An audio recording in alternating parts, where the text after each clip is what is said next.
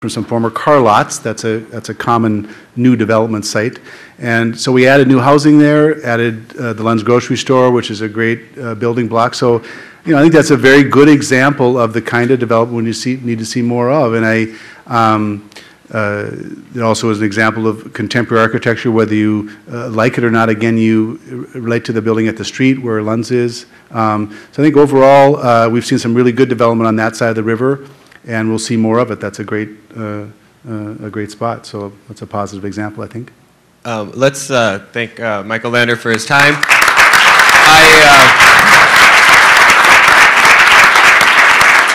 I implore you to stay with us for just a little bit longer. We had a very diverse group of sponsors for this program, and some of them are going to take an opportunity here to address some of their concerns and their issues for this next legislative session. Thank you. My name is Bradley Peterson. I'm an attorney and lobbyist with the firm of Flaherty and Hood, and we represent the Coalition of Greater Minnesota Cities, one of the folks who helped put this on. And I think one of the things that strikes me is that doing something like this, a conference, but then also working on the follow-through, the generating the ideas, the hammering out legislation, the lobbying of our 201 public servants at the legislature requires a great deal of moral and financial commitment. And I'd like to recognize that not only amongst the broad group of our sponsors, but also with our own organization. I'd like to recognize the mayor of Wadena, Wayne Wolden, who is our president of our coalition, and then also Patty Gartland, who's the administrator in Sartell and chairs our land use efforts. And they've been really sort of moral forces behind this effort. And then also, too, I'd need to recognize Steve Peterson, who's our policy analyst at Flaherty and Hood, who really organized this and brought all of these great speakers together. So if you'd like to give him a round of applause, I'd really appreciate it.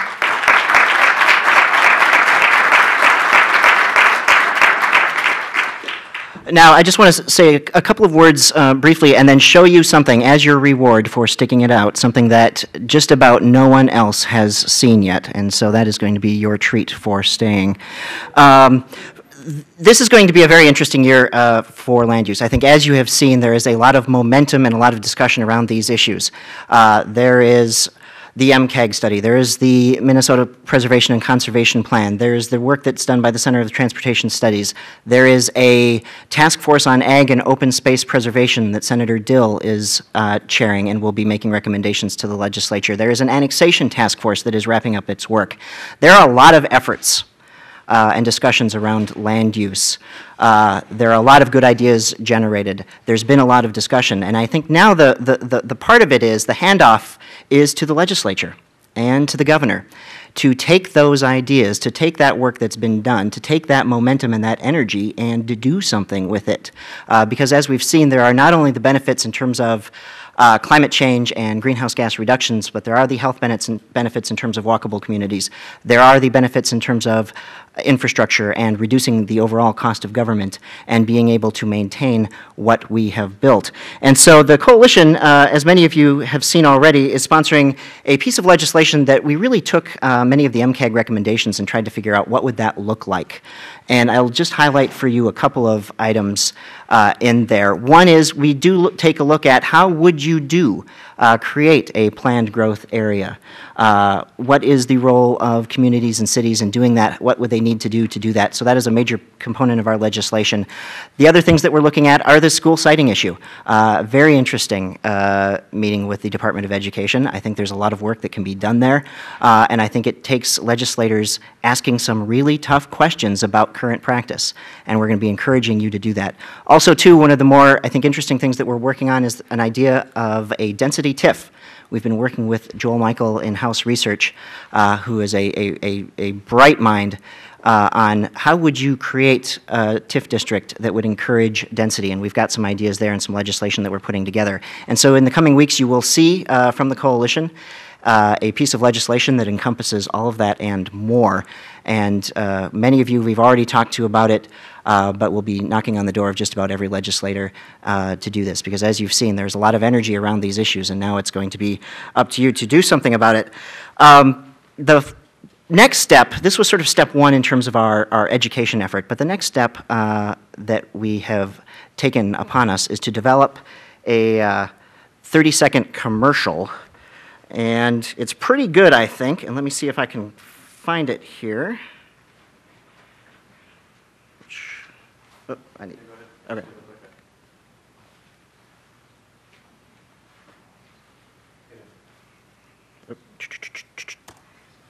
Let's do some math. The more miles we travel, the more greenhouse gases we emit. When businesses, schools, and services are close to where we live, we travel less. This cuts down on carbon emissions, and it saves you money on gas.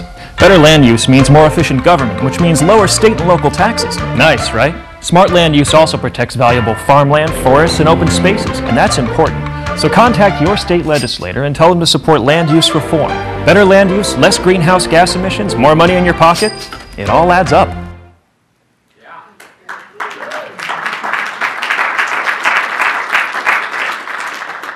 Now my pitch, I've made the pitch to the legislators. My pitch to the other advocates in the room is, as you know, cities took a rather significant hit in their budgets. And we have this great piece of work that we'd love to show on television throughout the state of Minnesota. So if you have an advocacy organization that supports these goals, we would love to talk to you about a financial contribution to putting this on television in Warroad and in Rochester and in Maple Grove and in St. Paul, because we're also going to have to educate the public as well. I have taken enough time, but I'd like to invite up the folks from ULI to talk a little bit about their efforts.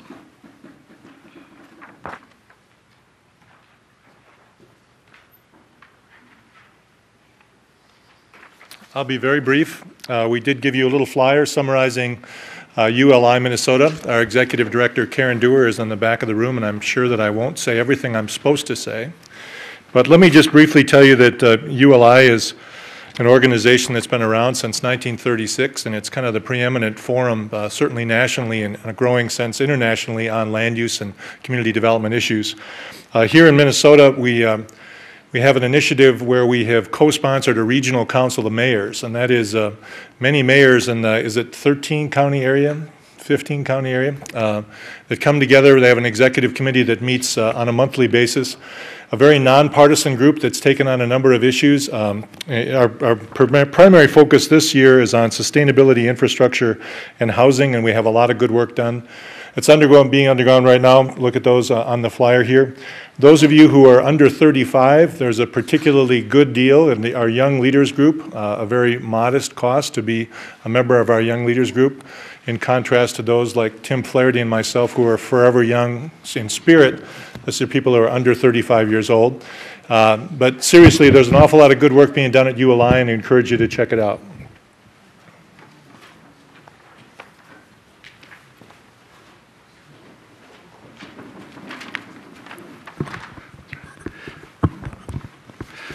Afternoon, everyone. Thank you for sticking around. I don't have a fancy commercial, but it was very nice. I appreciate it. I'm John Bailey with 1,000 Friends of Minnesota. I'm up here with my colleagues also, Jim Urkel from the Minnesota Center for Environmental Advocacy and Lynn Bly from Fresh Energy. The reason we co-sponsored this conference is we really wanted this to be a beginning, not an end. How can we translate all this amazing data, research, and science into some real-world, cost-effective legislation for this legislative session this year? And we think we can do that. There's really one common thread that came, I think, through all these presentations you heard today, and that's that the way to align our climate change goals is to provide people with better transportation choices. You heard Reid Ewing about 3 hours ago now give the slide that there's going to be, if you fast forward to 2050, 2/3 of what's on the ground hasn't even been built yet. And the state demographer said there's going to be said this a couple days ago, there's still going to be 1.3 million new people moving here in the next 25 years. So what's the takeaway there? There's going to be a lot of stuff that's built in the next couple generations. And that stuff is going to be lots of single-family homes, but also lots of townhouses and attached housing. And when we build those single-family homes, can we do that in a way that's also closer to other existing services, shopping, schools as well? We're going to build a lot of roads in that next couple generations. But when we build those roads and rebuild those roads, can we not only provide for the safe movement of cars, but also make it safe and accessible for walkers and bicyclists as well? And we're also going to build schools, but is there a way we can actually build schools in the future that aren't on 60, 70, 80 acres far out of town, but also maybe redevelop an existing school that already exists, or perhaps just build